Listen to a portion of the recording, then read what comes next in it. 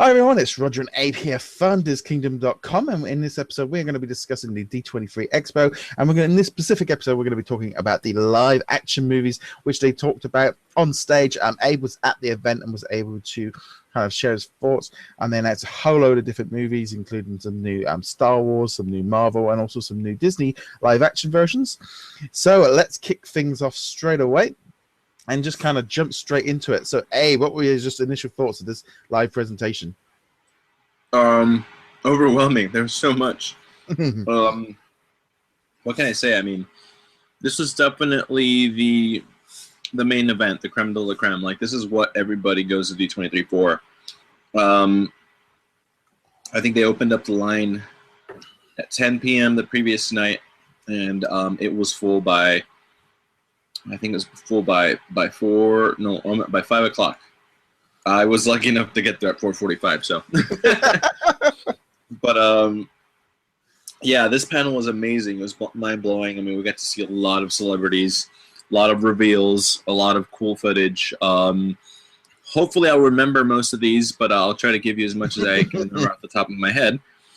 But they started off with Marvel.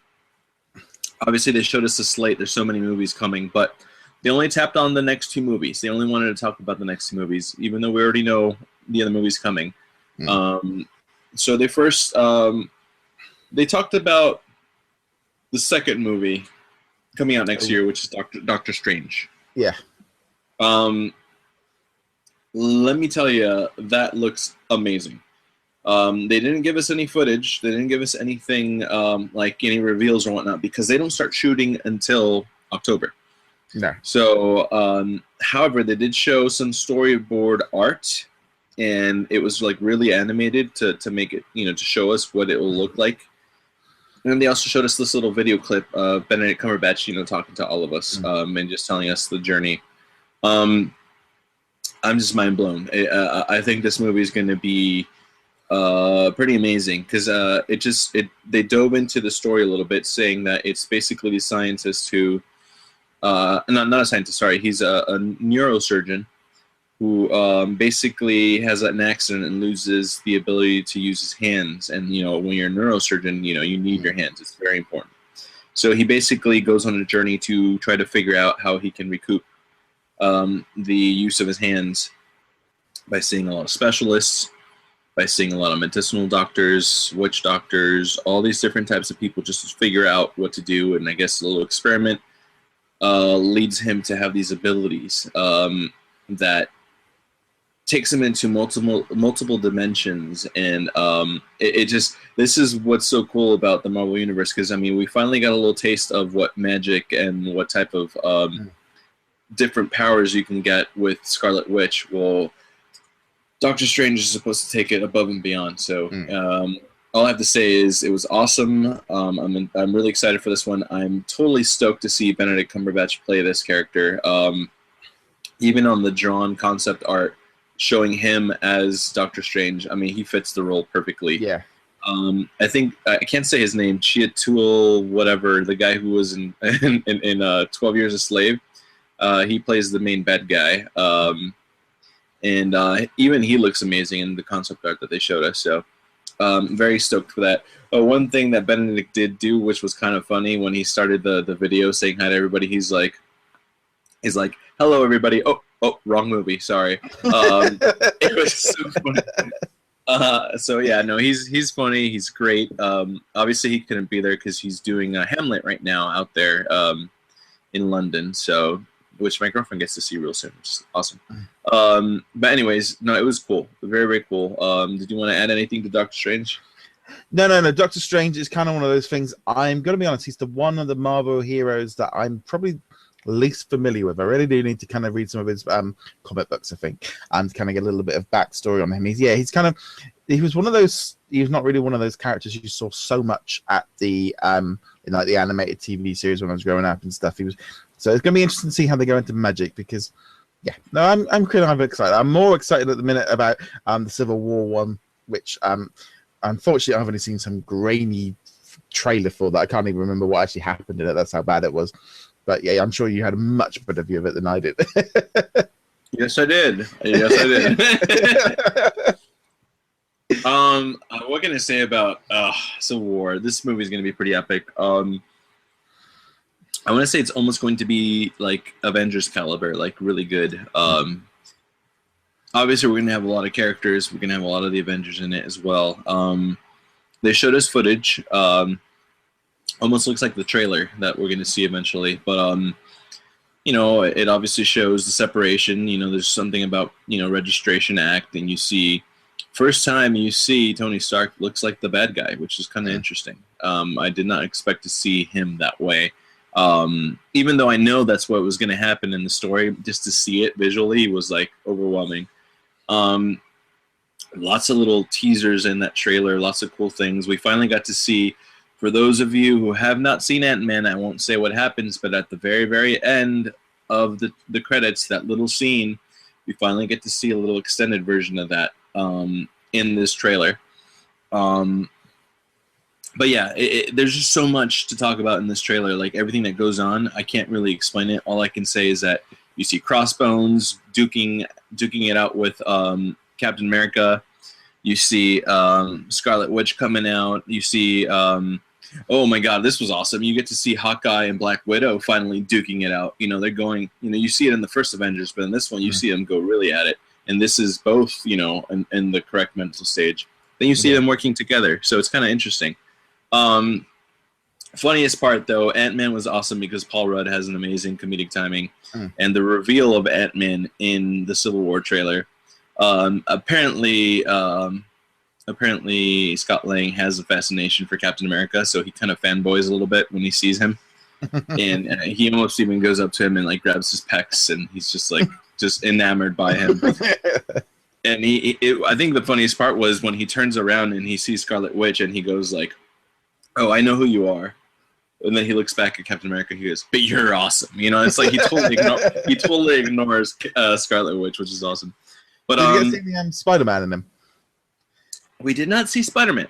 We saw a little teaser of some claws coming out with a little bit of vibranium. So obviously, that was a little taste of Black Panther. No Spider-Man. Why they chose not to give us a tease, I don't know. Maybe they're saving him for later. They also did this cool little Easter egg for everybody. There's this capsule that the Winter Soldier is stuck in, and like he's incarcerated, and you see D on one of the on the left side of the glass, and then on the right says 23. So I guess they put D23 into their trailer, which is kind of cool. But overall, dude, that looked amazing. And then obviously, because they're filming the movie right now in Germany, we weren't sure if Chris Evans was going to make it out, but of course he did. They actually flew both Chris Evans and Anthony Mackie out just for the day, so they can talk to us and just share how much they are having fun working on this film. So that was definitely the highlight of the Marvel side. Yep. Okay, then we had the Star Wars side, which we saw a little. Well, we learned a little bit more about Rogue One. Doesn't look like we didn't really find out too much about Force Awakens. It was kind of, that's the way it came across.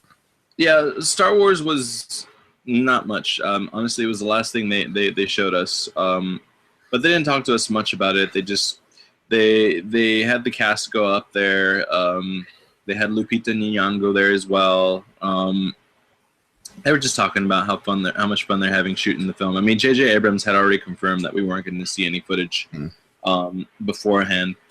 They did announce the director for Episode 9, which was very exciting. And then Rogue One, they showed us more of the cast, which we saw a lot of great faces in there as well. But we didn't get too much from Star Wars. No. I think they are still trying to keep as much of that hush-hush as possible. So. Well, they've kind of got the big kind of all the toy line all launches in a couple of weeks. I still think it's almost that thing of with this stuff I'm hoping we'll see a lot more of that at Celebration next year. But there's so much Star Wars stuff. They almost need to get the Force Awakens out so we all kind of get used to this new kind of universe because of the new generation. Because at the minute everyone's just like, you know, there's so much being announced. We don't really know much about it. Right. No. Are you planning to go to Celebration by any chance? Oh yes, I've got my ticket. So I'm all sorted. Excellent. So while I was in London a few weeks ago, I was actually sort of scattered. Well, that's the arena. I know where I'm going to go now. So yeah, so I'm good for that. Good. But yeah, then we will go on to like the Disney side of the animation studio. Now they announced quite a lot of different ones. Captain Jack Sparrow is back for Dead Man Tales, no Tales or something, was it? I can't remember. Right. Yeah. They mentioned themselves. They showed the new logo, which looks really epic, to be honest with you. To see like that golden encrusted skull, which is awesome. Johnny Depp came out in full Captain Sparrow garb. He was funny. He was throwing grapes at the crowd. It was kind of hilarious. Didn't give us too much detail about the movie. Didn't show us any footage or anything. All it was Johnny Depp coming out in full gear. So Orlando Bloom's back now, isn't he? That's the biggest reveal that they showed. Yeah. That's the only thing. We already knew the cast, but the biggest reveal was that Orlando will be coming back in some shape or form. Don't know if it's a cameo. Don't know if he's going to be crucial to the story, but that was a nice little tease. That's the only thing that they gave us. We didn't see Keira Knightley, so obviously she's probably not going to make an appearance at all. Okay. But that was Pirates of the Caribbean. Yeah.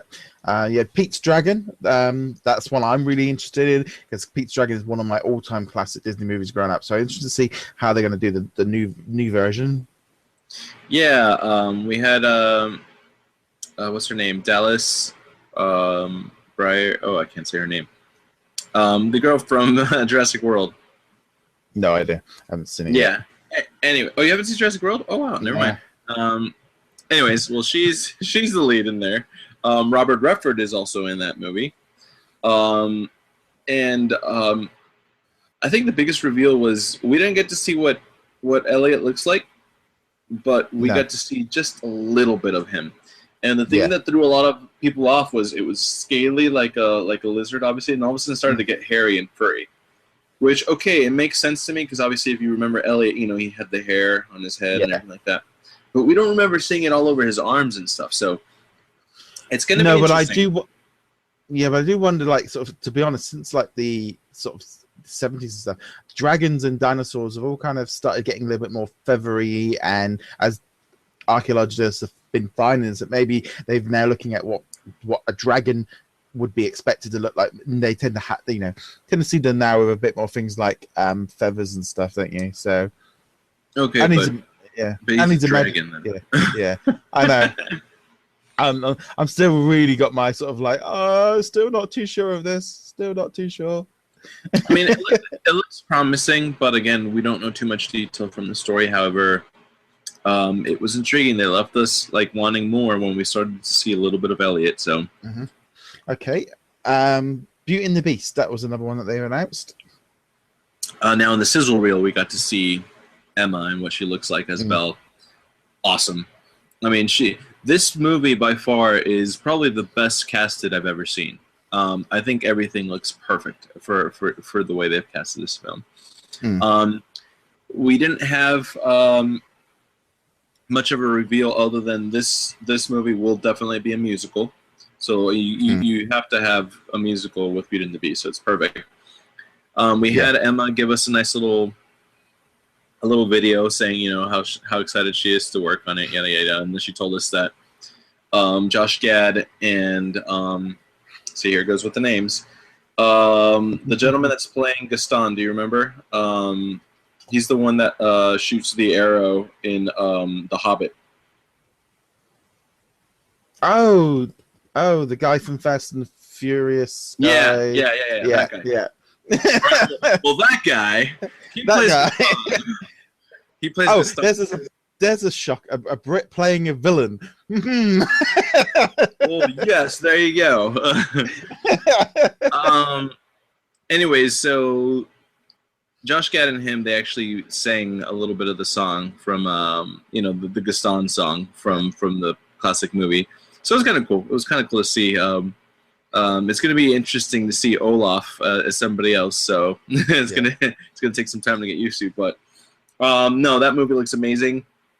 We didn't get to see much of it, obviously, other than that sizzle reel, which again looks beautiful. This movie is going to do amazing in the box office. Yeah, just trying to think which other ones they announced during the event. Alice in Wonderland. Alice in Wonderland. Yep.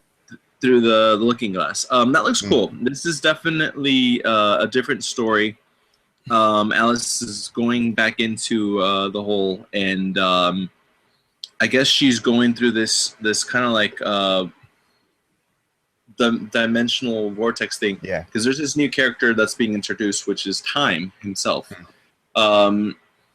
And she's going through the story of, it's like everybody's origin story, like the Hatter's origin story, Tweedledee, Tweedledum, like everybody's origin story except her. She stays the same. She doesn't age. She doesn't, go back in time for her story. So it looks intriguing. It looks very interesting. It's not directed by Tim Burton, but Tim Burton is producing it. So it's kind of interesting to see how this is going to unfold. But obviously Johnny Depp is back as the Mad Hatter, and he looks awesome as always. So it's going to be an interesting movie. Yep, and also the Jungle Book. Yeah, that's the one that was like the main event for me. I was surprised by it. I didn't know what to expect from this movie. I honestly, before I even got to see any of this at D23, I was pretty negative about it. But this movie was probably the one. If I were to combine Marvel and Star Wars and Disney, I think the Jungle Book stole it for me. It was the best one there. Being directed by Jon Favreau, you have Lupita Nyong'o playing not a character that we see in the animated feature, but I guess it is in the book itself. But plays the mother wolf, so she's Mowgli's mom. Yeah.